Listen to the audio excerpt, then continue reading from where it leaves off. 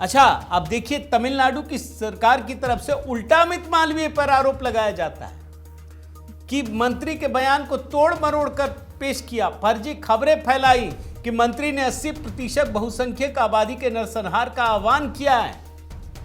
अब सोचिए, फिर बोल दिया कि इन्होंने पोस्ट किया इसलिए बाकी लोग इस पर मंत्री का सिर काटने पर 10 करोड़ का इनाम घोषित कर रहे हैं।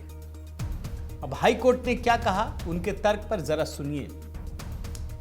मैं आपको पढ़ता हूं दोस्तों। डीएमके की तरफ से हाई कोर्ट ने कहा कि डीएमके की तरफ से 100 सालों से ज्यादा समय से हिंदू धर्म पर हमला किया जा रहा है। कोर्ट ने कहा कि कई बार जो लोग हेट स्पीच की शुरुआत करते हैं वो बगैर सजा के ही बचकर निकल जाते हैं। हाई कोर्ट ने कहा यह साफ है कि पिछले 100 साल से, कोट अनकोट में पढ़ रहा हूं दोस्तों, 100 साल से द्रविड़ कजगम और उसके बाद द्रविड़ मुनेत्र कजगम ने हिंदू धर्म पर हमला किया है।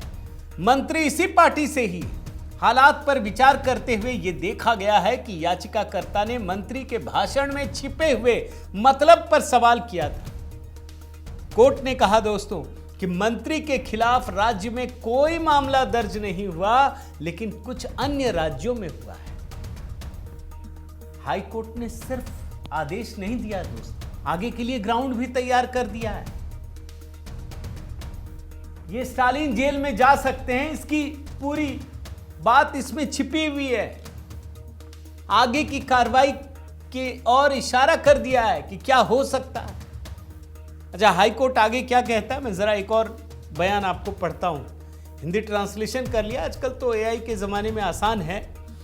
मंत्री का बयान पूरी तरह से 80% हिंदुओं के खिलाफ है जो हेट स्पीच के दायरे में आता है। मंत्री उसी विरासत का प्रतिनिधित्व करते हैं, इसलिए उस पृष्ठभूमि के आधार पर मंत्री का बयान हेट स्पीच ही है। याचिकाकर्ता जो एक सनातनी है वो इस तरह के हेट स्पीच का शिकार है और उसने केवल हेट स्पीच से सनातन धर्म का बचाव किया है। अब इससे ज्यादा अगर कुछ खुल के हो सकता है दोस्तों तो आप बताइए। यह हाई कोर्ट के फैसले की बात बता रहा हूं, इससे ज्यादा खुलकर क्या हो सकता है, और वो भी चुनाव के समय। तमिलनाडु के हिंदुओं के जागने का समय है।